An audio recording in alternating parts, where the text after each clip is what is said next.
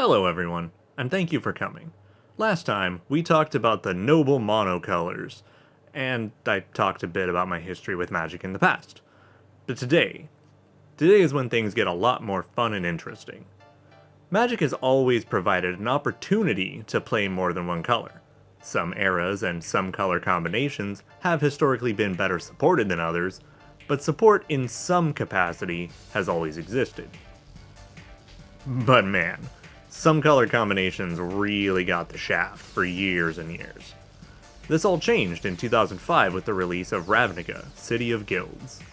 Ravnica is a plane that is, in essence, one giant megalopolis. Actually, it's described as an ecumenopolis, with 10 guilds taking on the different roles to keep the city running smoothly. The set was all about establishing an identity for every two-color pair in Magic. Every color pair has a chance to thrive. And due to Ravnica, each of the two-color pairs is now firmly just called by its Ravnican guild name. People typically don't say, "This is my white-red deck." They say, "This is my Boros deck." Ravnica helped to make every single color pair viable, gave them all a true identity, and gave them all mechanics to lean into that made them theirs. Some of these mechanics didn't really stick, but the identity is there. This is today's topic: what these color pair identities mean, and what fighting game characters exemplify them and their mechanical ideals, both in the value of the united colors as well as the guild's theme. I'll also briefly talk about the guilds within Magic lore, because in some cases that flavor gives enough supporting detail that it makes them make a little more sense. Looking at you, Simic. It is worth noting that many color pairs have received amazing support and development beyond Ravnica, broadening their horizons and paths that their decks can take, giving some guilds dual identities. Looking at you, Simic. Look, Simic is one of my favorite pairs, and even I admit sometimes it gets away with too much. Anyway, before we begin with the colors and the guilds, I'm going to take a quick moment to talk about combat in Magic at a very, very bare bones level, as if you have no idea what I'm talking about, so that everything kind of makes a little more sense. Cool? Cool. In essence, games of Magic are like commanders going to war. Rather than you personally walking up to the enemy base, planting explosives on it or whatever, you have your soldiers do the fighting, hoping to break through enemy lines to reach the enemy base and blow it up. Soldiers can attempt to raid the enemy base, but can be blocked by the enemy soldiers. Creatures are the soldiers, players are the commanding officers and bases. So now we can talk about evasion and unblockables. Depending on which game you're coming from, when I say evasion mechanics or evasion abilities, you may think of different things. For a fighting game player, this could be roll, dodge, something like that. In Magic, the evasion abilities are the things that make your dudes harder to block. MTG evasion mechanics are like the pseudo-unblockables, hard to blockables. They evade the defenders. In fighting games, there are three fundamental kinds of unblockable hits. Throws are technically unblockable, but they're throws, so duh. Anyway, the three. 1. Long wind-up or charge moves that are just unblockable. Focus Attack, Firebrand Swoop, Onhel's Punch Finisher, Old Galactica Phantom. 2. Bugged moves that become unblockable, such as when they hit meaty, like Oswald in KOF 11, or Sentinel in Marvel 2. Or, the classic Urdian one that's unblockable as a meaty cross-up. And 3. Hitting overhead and low at the same time in games that don't protect against that sort of nonsense. Note that even in games that have protection against this, which is most games nowadays, it can still be a really good mix-up, but it cannot be a true unblockable. Important distinction there. But below the rank of unblockable, we also have our pseudo-unblockables and hard-to-blockables, as well as characters that just break the rules and just become way too hard to block properly because fuck you, that's why. This is when you give a character a really good air dash in a game where no one else has one, or just trying to block Magneto in Marvel 2. Or, in another obvious case, hitting a meaty attack with a side switch. It's there's times where it feels unblockable. This is where Magic's evasion mechanics come in. They live in this zone. The most evergreen of these, of course, is flying. Flying creatures literally fly over the battlefield, ignoring the enemy dudes on the ground, and attempt to more directly attack the opposing player. These are literally unblockable unless the defending player also has a flying creature, or has other abilities that allows them to block the flyer. This is basically a pseudo-unblockable. Now, Magic does have true unblockables, either creatures that just say it or buffs that'll add it to creatures, but it also has like a dozen of these evasion abilities, these pseudo-unblockables, as well as having literal active tag mix-ups. Nonsense ensues. Okay, now that we've got that out of the way, let's get into our guilds and color pairs. And in an effort to not overthink it, I'm just going to present the 10 guilds in alphabetical order, which means we will be starting with... You know what? That's fine. Let's just get it out of the way. The Azorius in Ravnica are the fucking bureaucrats. They are judges, lawmakers, paper pushers. They believe themselves to be righteous since they are the law. These are the kinds of people who would sue you over a transgression rather than just punch you and be done with it. They would report you to the police for jaywalking. They want to speak to your manager. Now for the gameplay part. You remember how I was joking about White being turtling in 2000s era Justin? White-Blue is that taken to the next level. Zoning and defense. Pure control. Hell, some Azorius decks don't even have like actual built-in win conditions. Their win condition is to control the board and lock you out so badly that their literal only creature kills you by attrition. And fucking half the time, it's not even a creature. It's a land that'll turn into a creature. Have you ever seen what happens when a Magic tournament goes to time? That is an hour of your life on a single 2 out of 3 set. White-Blue thinks you have cooties. It doesn't want to touch you. It doesn't want to be touched. It would be happier if you didn't exist. And it will wait. It has all the time and patience in the world. It can really be hard to convey how much defensive capability Azorius has without spoiling my intent for the future 3-color videos. So let's just take a look at some of the most hated defensive characters in fighting games. Street Fighter II Guile, Jigglypuff, ST Honda, explicitly, Super Turbo Honda. Later versions of Honda go other places later.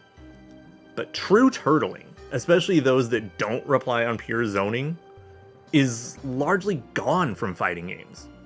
But if you've seen the Melee community's reaction to some of Hungrybox's Jigglypuff, it's not hard to see why. And that's not even that egregious. A phrase many people have used in some variation or another that's worth noting in all competitive games.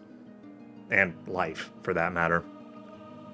Sometimes it's not about winning, it's about not losing. If that resonates with you, White-Blue might be for you.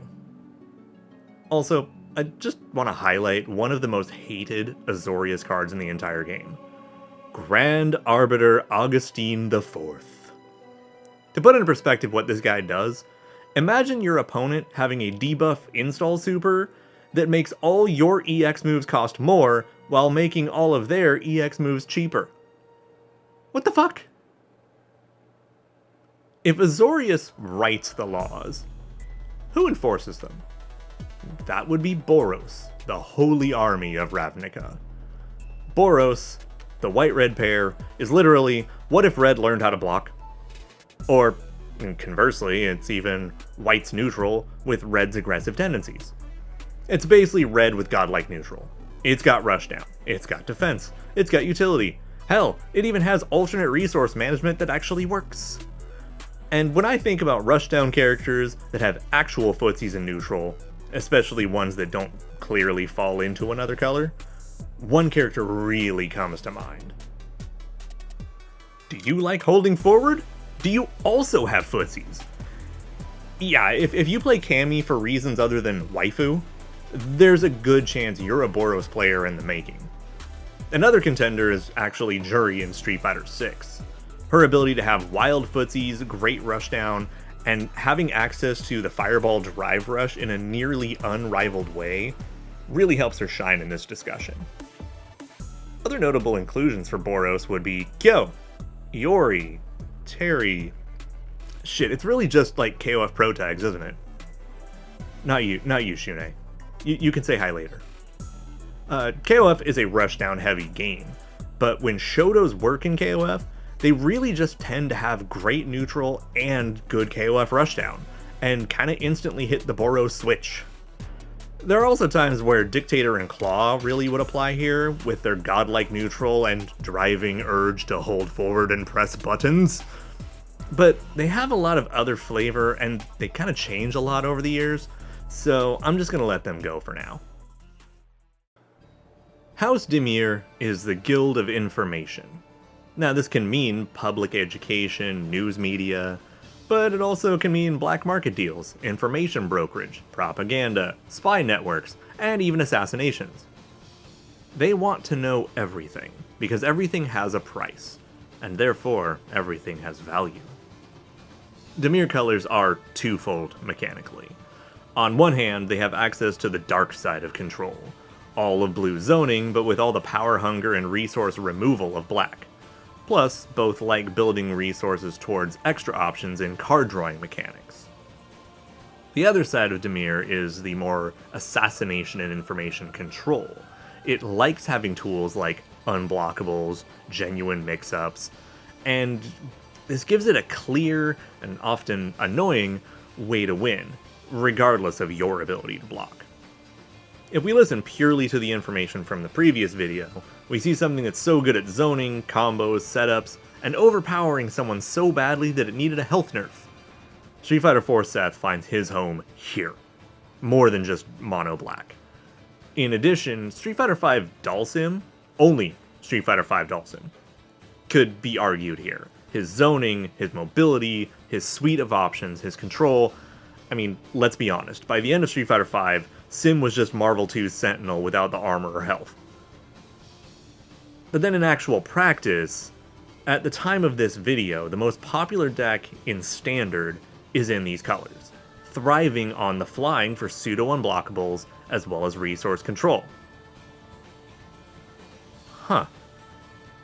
Look, the current meta version of Dimir in Standard runs a third of its deck as creatures, and all but one of them have flying. The exception, of course, being this busted piece of shit. So it has control, flying mix-ups, and... ah, there you are. Yeah, this deck's honestly kinda anime. This is for edgelords with execution and weebs who can work. Oh god. It's Undernight and Melty Blood.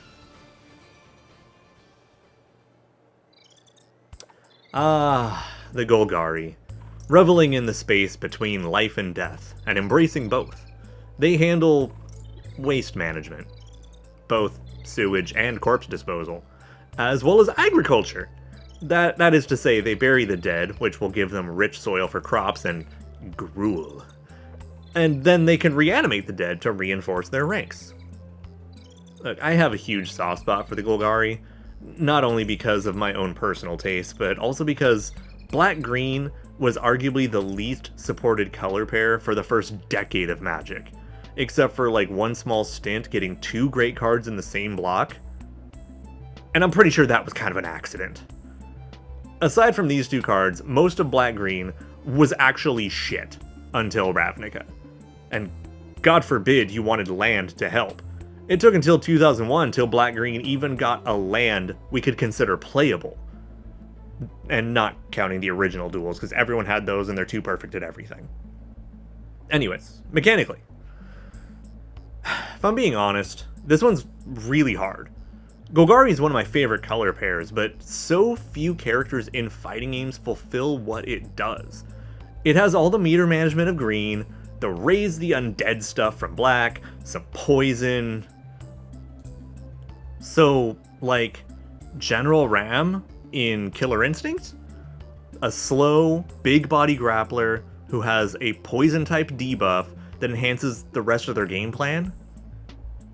The fact that I'm genuinely thinking that fucking Wario belongs here is insane. But him being a chunky boy and having mechanics for eating items to build up an alternate resource, and that resource conditionally has the capacity to poison you. Yeah, you know what, fine, whatever. Look, Golgari uses corpses as a resource, and likes working with fungi to do cool shit.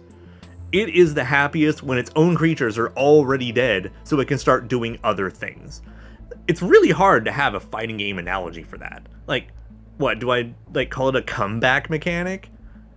I don't know, man. But look, if you ever think that venomous things are cool, or you think that killing your own things to bring them back as a good mechanic sounds fun, and you already like both of these colors so far, just trust me, Golgari's fucking rad. Also, you get access to this badass, who turns everything else into food, which is another mechanic. And it eats everything it gets a chance to. The Gruul are an abused and deeply disenfranchised people. Originally, game wardens and park rangers, almost like Boros for the great outdoors, as the city got bigger, their role in society was taken from them, until the city legally forgot who they were and wrote them out of history. I wonder if there's an allegory in there somewhere. This, of course, led to years of abuse, including some pretty heinous, unspeakable shit, until they eventually grew too pissed to care. Now, they are a loosely affiliated guild of tribes, who still care about their old ways, and carve out their own new territory the old-fashioned way. Pillaging. Like, these are barbarians, through and through. Big people hit things good. While not inherently big body or grappler, they're big enough to be frightening, and tend to be the start of archetypes that turn brain off, punch face. They don't really have mix-ups per se, it's more that they just kind of hit hard enough to always be plus on block, and that's when the red brain, however many cells that may be, takes over. This is for green that wants to be faster, or red that wants to hit harder. Boxer players are a good candidate for this, but others might even be Slayer in Guilty Gear or Ralph in KOF. Look, you like seeing big fucking damage, you probably don't need the combos to feel good, and don't care that much about old school footsies. You just kinda wanna punch hard. And by seeing Slayer, you might have wondered why he isn't in black, but we'll talk about that later on.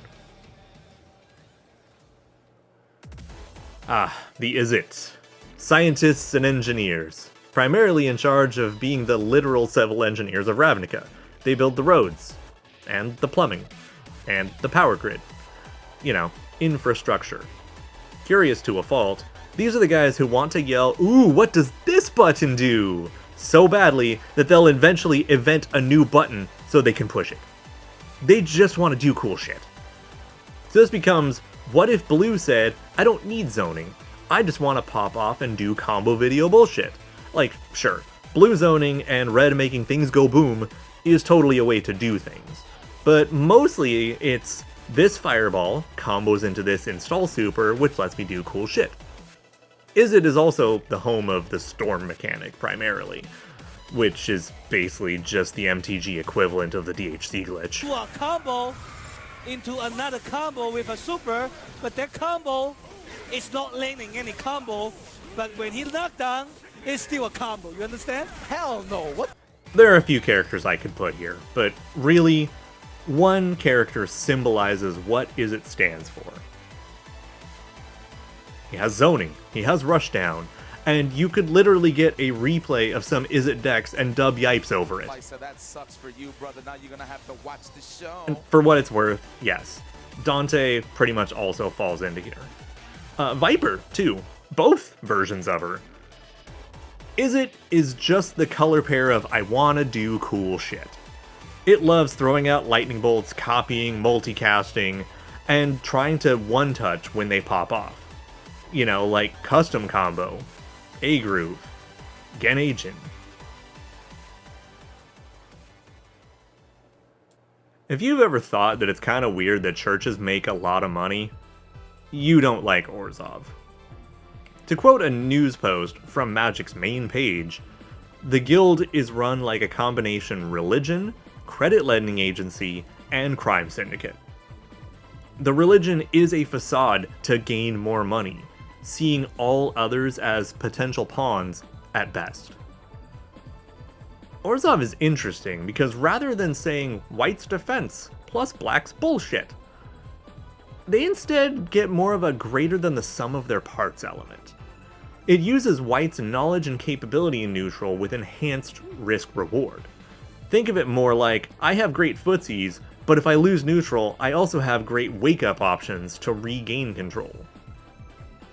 Within Magic, many white-black decks are now more vampire-based, with or without Ravnica, in an archetype called the Aristocrats, where the vampires in your deck eat your other creatures for big benefits, which often comes with an abundance of things that heal you while hurting the opponent, and a ton of support for unifying the theme. Looking from a purely fighting game stance, if you like having strong neutral with health or lifesteal gimmicks, think of characters like Ragna the Blood Edge. Or, you know, if you're a real villain, did you play Elena in Street Fighter 4? And you remember how someone made the head-ass decision to make her Ultra 2 healing? And how Ultra Gauge was based on damage received? So yeah, if that kind of nonsense is your flavor, this color pair might pique your interest. Publicly, Rakdos is in charge of entertainment, catering, baristas, and some manual labor. Slightly less publicly, you can reinterpret what entertainment means at your discretion. Privately, it gets much worse. Beyond that, this guild is more of a cult, celebrating at the altar of Rakdos, the demon himself. Basically, a death metal party god. Someone who could watch a montage of all the death scenes from Hellraiser movies and consider them educational children's programming. Actually, if you know Hellraiser, the Cenobites would probably just be high-ranking officials in the cult of Rakdos. It's like that, the pleasure and pain hedonism. So yeah, you remember how I said Black likes to party? Black-Red is that, but turned past 11 until the knob broke off. They literally do the bloodbath rave from Blade. If picking Akuma is black, then Black-Red is like seeing Shin Akuma with all his bullshit and that 50% health nerf to fake balance him, and just saying, fuck yeah. The funny thing is, like, I want to call them glass cannons, but actually they're more chaotic. I mean, they still don't want to block, but they want to do everything in their power to hit harder and faster. There are two camps you can evaluate for this color combo, one of which I almost put into black, but would be better served here. Carmine. This dude is draining his own life to attack you with his blood in crazy pressure bullshit, and if you played BB Tag, he was a monster there. The other path is more like mix-up rushdown characters who are not big bodies at all, ones who clearly don't fall into green. Like, you know, Third Strike Makoto, the Agent of Chaos. Oh, you blinked? Time for a 50-50, guess wrong, 50% damage, into a new reset. Have fun! And you know she has that super that buffs her damage at the expense of never being able to block? I mean, not that you'd ever see it, but she does have it. Similarly, you know, you can think of like Mika at the launch of Street Fighter V, or El Fuerte. Like, if you just want to play an absolute bullshit blender of a character and be an Agent of Chaos yourself, Rakdos might be a pretty good place to start. Selesnya, in Ravnica, is a cult of tree huggers. And, well, normally that would be a weird insult. It's literally run by dryads, which kind of changes that context a little bit. Selesnya is in charge of preserving history and promoting nature, so they would be the people in charge of maintaining libraries and public parks. And while this is generally perceived as rather altruistic and noble, they definitely have a severe cultish streak, even going so far as to silence anyone who might publicly sow disharmony in Ravnica. Selesnya combines white and green to be tanky, healthy, and using a bit more self-buffing setups than most. What it lacks in rushdown, it makes up for in health and stability. It wants to be invincible, but not the way Azorius wanted. Instead, it wants to stay alive long enough to grow too powerful to stop, as a force of nature itself. It rarely wants to make enemies, but will become strong enough to shut them down. Like a warrior monk kind of thing. For fighting games, this probably more equates to the big body brawler grappler hybrid subtype. I personally think of modern E-Honda, like Street Fighter 4 on out, as being white-green. Probably even Alex, too. You know, the big boys who can grab, can punch hard, but tend to be a little more charge or self-buffing, needing a bit more setup than some of the others, but also tending to have the extra health to offer them more chances at those buffs. Another character that fits here pretty well would actually be Q. While his moves are boxer-ish, his overall slow movement and buttons, combined with his ever meme-worthy taunt mechanic, make him actually a pretty good example, this burly tank that requires setup to get there. Neutral, resource development, and a lot of health. As I mentioned briefly in the previous video, both colors also like to build token armies in the build wide strategy. This means that rather than having a few big damn creatures, it likes to build dozens or more very small creatures, going for more of an overwhelm strategy. You can't stop all of us kind of idea. The fact is, there's nothing in fighting games that does this that isn't more like a zoner, except maybe Exarjacko. Her minion tower defense design is probably the closest I can think of for this. Simic, similar to Selesnya, likes to support nature. But while Selesnya focuses more on plants and sunlight, Simic is more concerned with evolution and adaptation of animals, humans included. This results in them being the primary doctors of Ravnica, but also at the forefront of bioengineering, for better or worse. Mechanically, Simic kind of winds up in two camps. One is when the two are in the more strict Simic harmony, where things can be selectively altered and mutated into other things, changing how they behave in order to better fit the situation. While this is the less abused part of this color, it is the core of Simic philosophically. The best example of this is probably characters like Marvel 1 Ryu, who can burn meter to change into Kanarakuma, or even characters like Zelda Sheik or Pokemon Trainer, who can kind of evolve based on their matchup. But the overwhelming majority of Simic instead abuses the best of both colors and then some, using green's meter and resource management to ensure blue always has everything it needs, letting it zone and control space without pesky concerns like not being able to throw out EX moves and supers whenever it fucking feels like it. In Magic, people always talk about its completely stupid value engine, where every single thing it does replenishes some resource or has some painfully obvious 2-for-1s in value. Or, you know, it can just copy your homework. Like, can you imagine throwing out an EX attack that, on hit, replenishes meter, and then you can still combo off it? Gee, wouldn't that feel kinda silly? A moderate example of this would be a character like Manon, who gets stronger when she hits you, making her scarier in the double value kind of way. In fact, a few of the Marvel 3 characters kind of do this in a different way. Frank West and Phoenix Wright. Yeah, like, Frank sucks initially, but if you can enact your plan and level him up, then he becomes the win condition. Phoenix Wright is less obvious in terms of tier balance, but mechanically it's kind of the same idea. Simic is all about value and growth, leveling up while controlling the environment in order to get those levels. And this theme carries into a lot of other stuff you'll see that uses these colors. Also, if you're nutty enough to main Asuka and Strive, this is somewhere you might want to consider starting. You know, the guy who actually uses cards of Magic. The color pairs of Magic are where the beauty of Magic itself begins. While each monocolor works and has its themes, it has always felt less interesting than blending mechanics. But then again, I feel that way about fighting games. I love grapplers, but I rarely enjoy traditional big body grapplers anymore. I prefer my hybrid grapplers and luchadors, characters who can trade the health and power for speed and versatility.